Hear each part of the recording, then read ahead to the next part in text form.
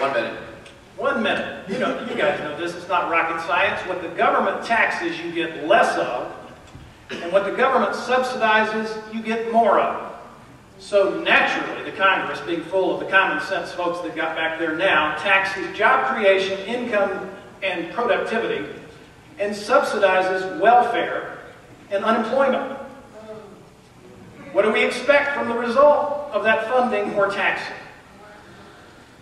The federal government and its welfare programs have diminished the dignity of the American family.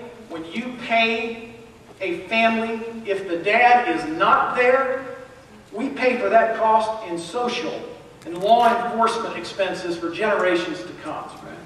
If you continue to give people federal payments for being on unemployment, for example, they won't go look for a job until the money runs out.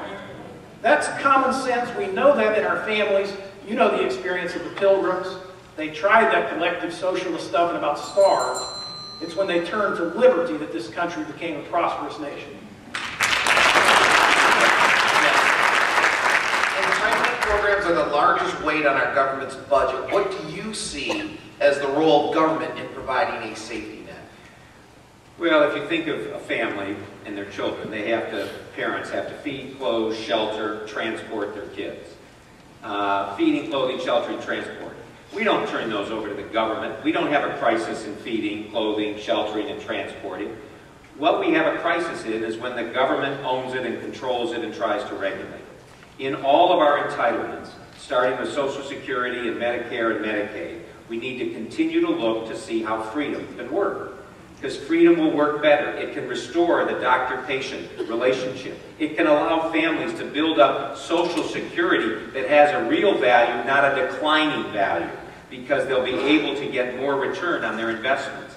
In terms of welfare, frankly, I've heard Randy a number of different times. It's a very powerful vision. Taking the power of love and building our communities to restore human dignity is the only way to help those who are down to get up.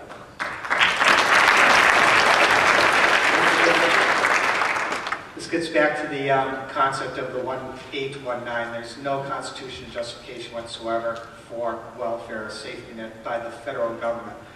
I was looking at a survey just a while ago, and I saw that prior to the war on poverty, 1960, the war on poverty in 1960, the birth rate for single unwed mothers, children born to these single unwed mothers, was 5% or less from the early 1900s through 1960. In 1960, we had the hockey stick effect, where it just went up and up and up.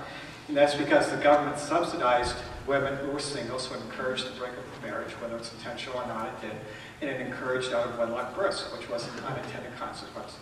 The solution would be family is the first thing, community, and self-responsibility. If I had a daughter in need who was married, she could come to my house, I would give her support, I would encourage her to get back on her feet, but I would never say divorce your husband to get more money or have more kids because you'll get more money. It's just the opposite. Pete, I have a moderated follow-up for you. You keep talking about the 1819 plan. Yes. It's great, sounds great, it's very powerful. How do you intend to influence the other 49 senators as well as the Congress people? 99. Oh, excuse me. I think you were on a bus. Sorry, 99, that's right. How do you intend on influencing them to push such a huge agenda of restricting our government to its rightful place? My understanding is every single federal representative puts their hand on the Bible and swears to uphold the Constitution. All the 1819 is just the Constitution, that's all it is. Right. There's people in Congress that want to support it. Every single Tea Party representative, freshman representative, was elected on Tea Party principles, and they were elected to cut government and bring it back to its constitutional restraint. They folded because of leadership. I think that's disgusting. We have to get rid of the Republican leadership of Congress as well as the Democratic leadership.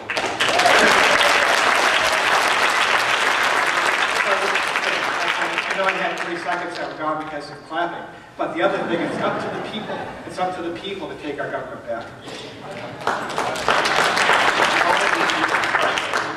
What he said, and first of all, direct back to an earlier question, I would end all federal funding of abortion. That's one thing that no one's entitled to. Second of all, That's something I can vote on. I can't vote on things in nature such as when life begins. I can vote on judges, and I would not support a judge who thinks Roe versus Wade was a good idea. Now, on the other entitlement programs, the government has decimated the economy with spending not just on entitlement programs, but also on corporate welfare, bank bailouts, and the military-industrial complex. The worst thing to do is hurt the people that were hurt most by all of this, who have become dependent on these programs, which are wrong. We must first cut spending so they can support themselves, give people a way to opt out, the people who are already dependent, the people that have, retirees, the people who are soon to retire, who are vested, let them in, let other people opt out, and then let the states handle whatever government welfare programs would be left. All right, on to the next question, which is to Mr. Glenn. Energy independence, 30 seconds. Many believe that the United States need to become energy independent. Tell us what your plan would be to achieve this, and I'll give you an extra 5 seconds to say yes or no on green energy. Funded by the government. No, on the government funded.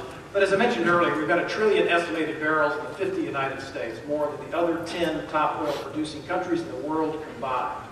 We ought to become an oil-selling country. And Penn State University says if we will access and explore and develop our own oil resources, we will create 800,000 American oil and gas jobs. Plus we will be energy secure in terms of national security. You can either believe they're doing it by accident or they know exactly what they're doing and the Obama administration is doing it on purpose. I think they're intentionally not letting us do that.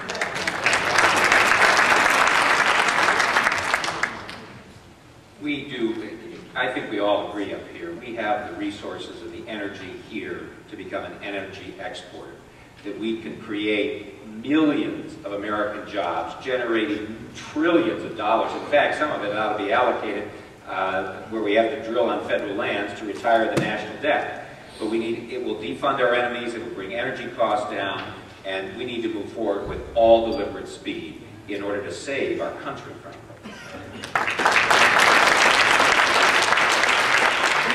As far as government-funded green energy, I say no. If it's a good idea, the free market will obviously find an niche and will supply it at a profit and a volume.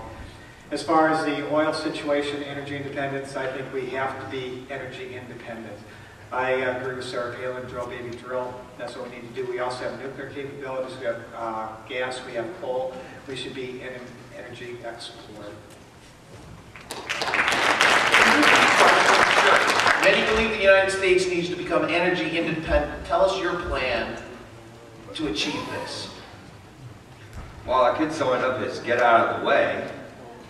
The government, I mean, this is a commodity, like healthcare, like food, like many other things. Energy is a commodity. People buy it. Let the market work. Let people get rich off providing energy to other people. The so-called green energy thing is just a joke. Whenever I hear the green referring to anything other than a color, I just cringe. First of all, most of the time it's justified based upon some pseudoscience called man-made global warming.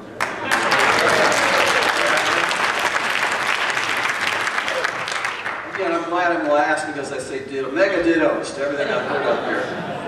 But, and I agree, no funding of the green energy. Delete, we do not need the Department of Energy off the Here, here. Get rid of that. But let me just say in my 15 seconds, I've spent 3 years in the last 14 full-time doing energy research and energy consultation.